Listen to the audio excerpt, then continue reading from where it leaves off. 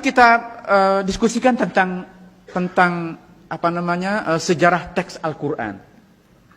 Lagi-lagi, ya, kita cenderung menganggap sejarah teks Al-Quran itu sebagai sesuatu yang unik, sesuatu yang berbeda dibandingkan kitab suci agama-agama lain.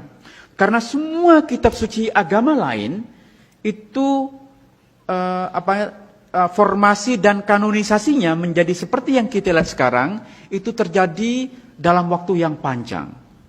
Ya, kitab Taurat yang kita sebut sebagai the Hebrew Bible, kitab Ibrani itu membutuhkan ribuan tahun dari sejak Nabi Musa. Kitab New Testament atau keseluruhan the Bible, Alkitab. Jadi pada tahun 200 sekian Alexandria itu masih atau orang pertama yang mengusulkan daftar isinya yang kita sebut sebagai Alkitab sekarang. Artinya proses kanonisasi Alkitab itu membutuhkan lebih dari 200 tahun. Demikian juga kitab agama lain. Vedas menjadi kitab seperti yang kita lihat sekarang itu baru terjadi abad ke-18. Ketika Vedas, ya, kitabnya orang Hindu itu dikumpulkan oleh Max Muller, seorang yang dikenal sebagai the fathers of religious studies.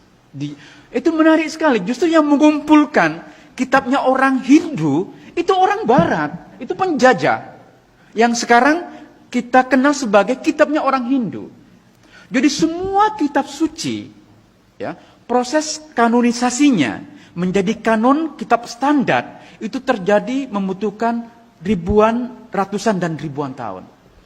Nah, apakah Al-Quran itu suatu pengecualian?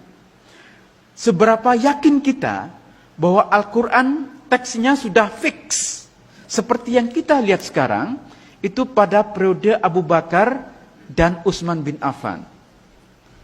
Kita sangat meyakini memang bahwa kitab Al-Quran yang sampai kepada kita sekarang itu diproduksi pada periode Utsman bin Affan. Ya, itu keyakinan kita. Ya, kalau Anda lihat Quran yang ada di depan kita ini, kita yakini ini adalah kitab yang sama yang diproduksi pada periode Utsman bin Affan. Ya.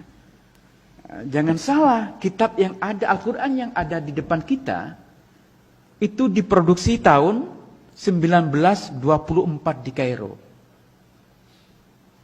Ya, belakangan sekali.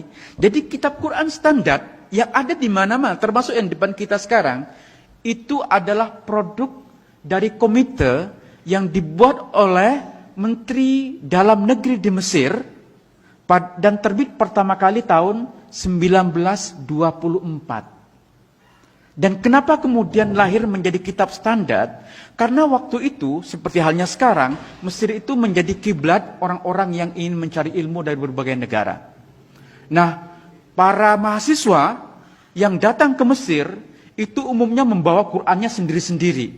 Ada yang membawa dari Yaman, ada yang membawa dari Turki, dari Jakarta, dari Indonesia, dan dalam banyak edisi ada perbedaan-perbedaan. Ya, kan terutama di Yaman, di Maroko, mereka membaca Quran dengan cara berbeda dengan kita. Itu harus kita tahu, ya. Dan kita juga tahu bahwa minimal ada 7 bacaan Quran yang dibenarkan. Jadi ketika Al-Quran versi tertentu dari yang diterbitkan oleh satu negara berbeda, bukan salah. Karena mereka menuliskan itu sesuai dengan bacaan yang mereka ikuti. Bacaan yang umumnya diikuti oleh kita di Indonesia, itu bacaan Asim. Ya. Nah, di negara-negara lain mereka menggunakan bacaan yang berbeda. Nah, ini bagi pemerintah Mesir dikhawatirkan akan membingungkan. Ketika mahasiswa dari berbagai negara itu membawa Qur'annya dengan versi yang berbeda-beda. Maka kemudian dibentuklah satu komite untuk menyatukan versi Al-Quran. Setelah melalui berbagai perdebatan, karena banyak yang tidak setuju, termasuk juga untuk mencetak Al-Quran, karena khawatir bahannya najis katanya. Apalagi mesinnya dibuat oleh orang kafir. Jadi banyak yang tidak setuju bahwa Al-Quran itu akan dicetak. Tetapi walaupun ada banyak penolakan, komite yang dibentuk oleh Kementerian Dalam Negeri di Mesir berhasil menerbitkan pertama kali tahun 1924.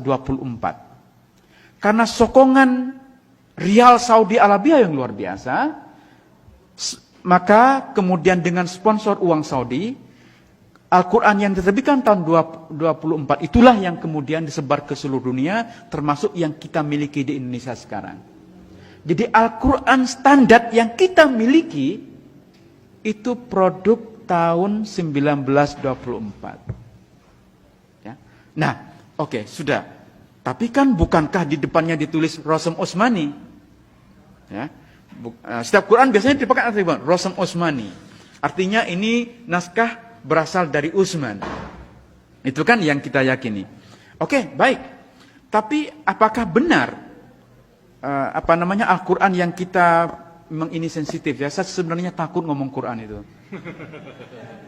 Iya, atau kita skip Qurannya. Karena ini kitab suci yang paling sensitif kita omongin. Ntar saya dibilang, ini kok mengkritik Al-Quran? Saya tidak mengkritik Al-Qurannya ya. Ini harus Anda pahami. Yang saya persoalkan itu adalah sejarahnya. Sejarah teks, pemahaman historis kita tentang bagaimana Al-Quran ini terbentuk. Jadi jangan salah, nanti ada yang ngutip, ini katanya orang lahir di barat, ngajar di barat mengkritik Al-Quran. Tidak benar, saya tidak mengkritik Al-Quran. Yang saya persoalkan adalah pemahaman historis kita tentang bagaimana Al-Quran sampai kepada kita sekarang. Itu yang menjadi concern saya. Ya. Jadi seperti halnya kitab-kitab suci agama lain, Al-Quran pun sebenarnya formasinya atau kanonisasinya menjadi kitab yang ada sekarang, itu terjadi secara gradual.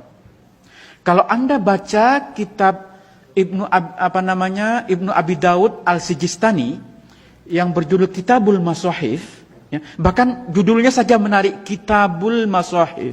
Artinya Masahif itu jamak dari mushaf. Artinya lebih dari satu mushaf, ada banyak mushaf.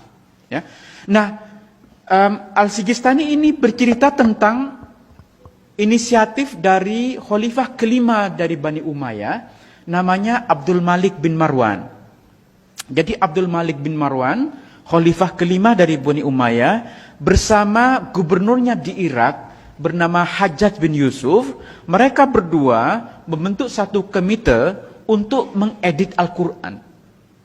Coba bayangkan, proses editing Al-Quran itu masih terjadi pada masa Abdul Malik bin Marwan.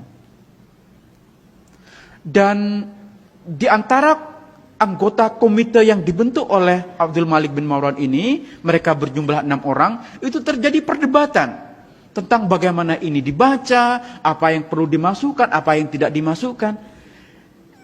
Ya memang, ya ini kitab suci kita ya, masa iya Quran diedit gitu. Terus apa bahasa yang lebih sopan kira-kira? Mengedit Al-Quran itu kan berat sekali ya.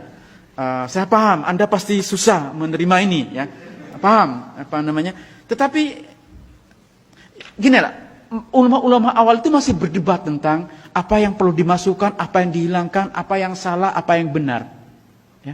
Mereka dulu tuh terbiasa berdebat tentang ini. Kita yang hidup di abad 21 itu lebih picik pikiran kita. Kita lebih tertutup. Ya. Maka Al-Quran ini sekarang menjadi kitab yang tidak mungkin kita otak-atik. Jadi ketika saya pernah nulis di Jotan tentang rekonstruksi surah Al-Kafirun, itu heboh, mengotak-atik Al-Quran. Padahal yang saya lakukan itu penelitian ilmiah. Itu berdasarkan teks-teks kuno Al-Quran yang sekarang ditemukan di berbagai belahan dunia.